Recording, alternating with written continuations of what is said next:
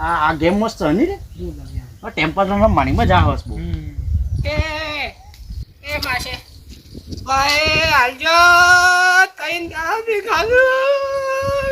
ખાધું નહીં કા દાદા તઈન દાદી આટલે મારી નહીં ખાધું પંજાબી થાળી જેવું કોઈ ખાતું ને આટલું કોટરીમાં